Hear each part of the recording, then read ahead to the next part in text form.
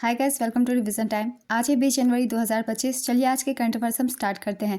अगर आप सभी को ये वीडियो हेल्पफुल लगे तो इसे लाइक कर दीजिएगा और साथ ही चैनल भी सब्सक्राइब कर लीजिए। इस तरह के कम टाइम की करंट अफेयर्स की वीडियो आपको हर दिन मिलते रहेंगे। तो चलिए स्टार्ट करते हैं आज के सारे करंट अफेयर्स के क्वेश्चन। मगर उससे पहले जान लेते हैं 18 जनवरी को पूछे गए क्वेश्चन का सही आंसर क्या है, क्योंकि 19 जनवरी को संडे था और संडे को वीकली करंट अफेयर्स की वीडियो आती है। तो पहले हम जान लेते हैं 18 जनवरी को पूछे गए क्वेश्चन का सही आंसर। नवाब सलाम किस देश के प्रधानमंत्री नियुक्त किए गए हैं?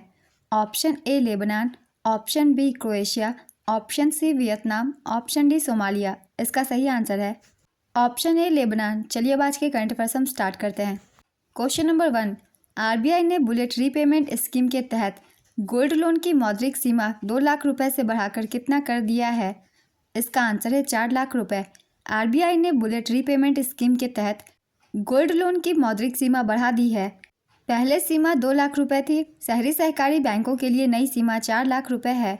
केंद्रीय सहकारिता मंत्रालय के अनुसार इससे शहरी सरकारी बैंकों के सामने आने वाली चुनौतियों का समाधान हो जाएगा।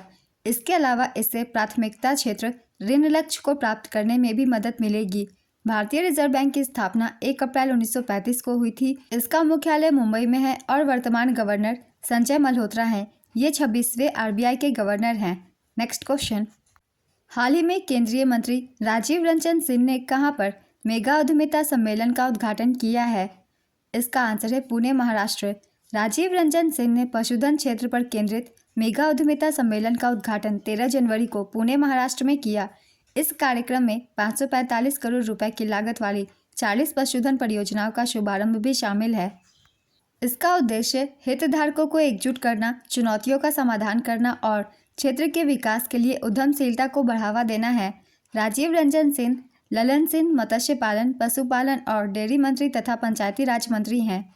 नेक्स्ट क्वेश्चन, 15 जनवरी 2025 को मौद्रिक नीति और आर्थिक अनुसंधान विभाग का नेतृत्व किसे सौंपा गया? इसका आंसर है एम राजेश्वर राव। 15 जनवरी 2025 को एम राजेश्वर राव को मौद्रिक नीति और आर्थिक अनुसंधान विभाग का नेतृत्व सौंपा गया। यह नियुक्ति डिप्टी गवर्नर माइकल पात्रा के कार्यकाल की समाप्ति के बाद की गई है। एम राजेश्वर राव अस्थायी रूप से मौद्रिक नीति और आर्थिक अनुसंधान विभाग का प्रभार संभालेंगे। राजेश्वर राव, जो 1984 से आरबीआई में कार्यरत हैं, वर्तमान में आरबीआई के 4 डिप्टी गवर्नरों में से एक हैं। नेक्स्ट क्वेश्चन, हाल ही में राष्ट्रीय स्टार्टअप दिवस कब मनाया गया? इसका आंसर है 16 जनवरी। प्रधानमंत्री नरेंद्र मोदी ने वर्ष 2021 में 16 जनवरी को राष्ट्रीय स्टार्टअप दिवस के रूप में घोषित किया था। इसकी शुरुआत 2022 से की गई थी। यह भारत की बढ़ती स्टार्टअप पारिस्थितिकी तंत्र की मान्यता और उत्सव में एक महत्वपूर्ण दिन है। वहीं 10 से 16 जनवरी तक के सप्ताह को राष्ट्रीय स्टार्टअप सप्ताह के रूप में मनाया जाता है। इस वर्ष की थीम थी innovating for India's growth. Next question, हाल ही में महाराष्ट्र में अजंता एलोरा अंतर्राष्ट्रीय फिल्म महोत्सव का कौनसा संस्करण शुरू हुआ? इसका आंसर है 10वां। महाराष्ट्र में 10वां अजंता एलोरा अंतर्राष्ट्रीय फिल्म महोत्सव 2025 शुरू हुआ। सूचना और प्रसारण सचिव संजय जाजू ने महोत्सव का उद्घाटन किया। उन्होंने पद्म भूषण साई परांजपे को पद्म पाणि लाइफ टाइम अचीवमेंट पुरस्कार से सम्मानित किया। शुरुआती फिल्म थी लिटिल जाफना। इसका आयोजन 15 जनवरी से 19 जनवरी 2025 तक किया गया। नेक्स्ट क्वेश्चन, 15 जनवरी 2025 को प्रधानमंत्री नरेंद्र मोदी ने कहां पर 2 नौसैनिक जहाज और एक पनडुब्बी राष्ट्र को समर्पित किया? इसका आंसर है मुंबई। 15 जनवरी को प्रधानमंत्री नरेंद्र मोदी ने मुंबई में 2 नौसैनिक जहाज और एक पनडुब्बी राष्ट्र को समर्पित की। पहली बार भारतीय नौसेना के 3 जहाज़ों को एक साथ नौसेना में शामिल किया गया। इन तीनों पोतों के नाम हैं विध्वंसक पोत आईएनएस सूरत, दूसरा है फ्रिगेट आईएनएस नीलगिरी और तीसरा है पनडुब्बी आईएनएस वाकसीर। नेक्स्ट क्वेश्चन, जनवरी 2025 में किस केंद्रीय मंत्री ने राष्ट्रीय हल्दी बोर्ड का शुभारंभ किया? इसका आंसर है पीयूष गोयल। केंद्रीय मंत्री पीयूष गोयल ने राष्ट्रीय हल्दी बोर्ड का शुभारंभ किया। श्री पल्ले गंगा रेड्डी राष्ट्रीय हल्दी बोर्ड के पहले अध्यक्ष बने। निजामाबाद को बोर्ड के मुख्यालय के रूप में स्थापित किया गया है। हल्दी को गोल्डन स्पाइस के रूप में जाना जाता है। बोर्ड हल्दी किसानों के कल्याण, बेहतर किस्मों के विकास और निर्यात को बढ़ाने पर ध्यान केंद्रित करेगा। दुनिया की 70% हल्दी का उत्पादन भारत करता है, जिसे 20 राज्यों में 30 किस्मों के साथ उगाया जाता है, जिनमें से कुछ को जीआई टैग भी प्राप्त है। भारत दुनिया में हल्दी का सबसे बड़ा उत्पादक, उपभोक्ता और निर्यातक देश है। Next question. हाल ही में गृह मंत्रालय ने सीआईएसएफ को मजबूत करने के प्रयासों के तहत कितनी बटालियन के गठन को मंजूरी दी? इसका आंसर है 2। गृह मंत्रालय ने सीआईएसएफ को मजबूत करने के प्रयासों के तहत 2 नई बटालियनों के गठन को मंजूरी दी है। इस विस्तार का उद्देश्य सीआईएसएफ की बढ़ती सुरक्षा मांगों को पूरा करने और महत्वपूर्ण बुनियादी ढांचे को और प्रमुख प्रतिष्ठानों, आंतरिक सुरक्षा को मजबूत करने की क्षमता को बढ़ाना है। सीआईएसएफ बटालियनों की कुल संख्या 13 से बढ़कर 15 हो जाएगी। नई स्वीकृत बटालियनों में से प्रत्येक में 1025 कर्मी होंगे।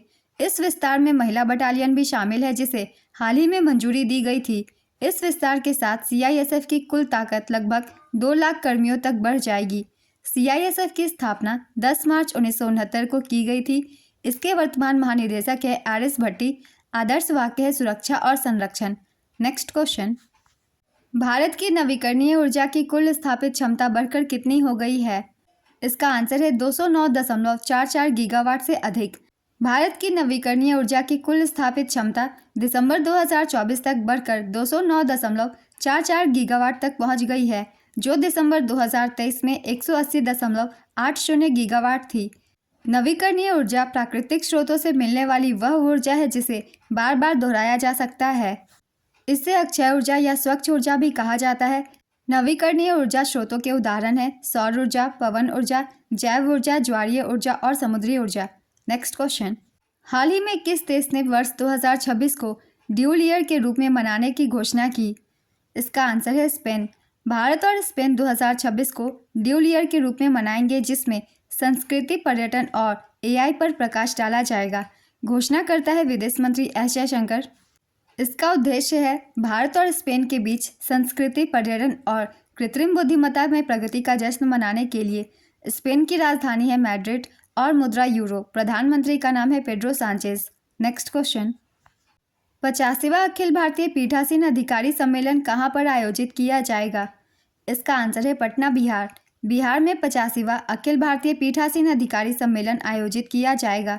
20 से 21 जनवरी 2025 तक इसे आयोजित किया जाएगा पटना, बिहार में। इसका विषय भारतीय संविधान और उसके मूल्यों की 75वीं वर्षीय यात्रा पर केंद्रित है। सम्मेलन की अध्यक्षता लोकसभा अध्यक्ष ओम बिरला करेंगे, जबकि बिहार 43 वर्षों बाद विधानमंडल सह मेजबान होगा। इसमें 54 पीठासीन अधिकारी, 31 राज्य विधानमंडल सचिव और लोकसभा तथा राज्यसभा के अधिकारी भाग लेंगे। Next question. मकरविलक्कू महोत्सव का आयोजन किस राज्य में किया जाता है? इसका आंसर है केरल। केरल के सबरीमाला मंदिर में मकरविलक्कू महोत्सव का आयोजन किया गया है। मकरविलक्कू भगवान अयप्पा के भक्तों के लिए एक विशेष दिन है। इस पर्व में भाग लेने से पहले भक्त 41 दिनों तक कठोर व्रत का पालन करते हैं। मकरविलक्कू पर्व मकर संक्रांति के अवसर पर मनाया जाता है। सबरीमाला मंदिर केरल राज्य में पथानमथिट्टा जिले के पश्चिमी घाट में स्थित एक प्राचीन और पवित्र हिंदू मंदिर है। यह मंदिर भगवान अयप्पा को समर्पित है, जिन्हें हरिहर पुत्र, भगवान विष्णु और भगवान शिव के पुत्र के रूप में माना जाता है। आज के सारे करंट अफेयर्स के क्वेश्चंस कंप्लीट होते हैं। चलिए अब आज का क्वेश्चन देखते हैं क्या है। राष्ट्रीय स्टार्टअप दिवस कब मनाया जाता है? ऑप्शन ए 14 जनवरी, ऑप्शन बी 15 जनवरी, ऑप्शन सी 16 जनवरी, ऑप्शन डी 17 जनवरी। अपना आंसर गेस कीजिए या फिर कमेंट बॉक्स में दीजिए। अगर आप सभी को ये वीडियो हेल्पफुल लग रही हो तो इसे लाइक कर दीजिएगा और साथ ही चैनल भी सब्सक्राइब कर लीजिए।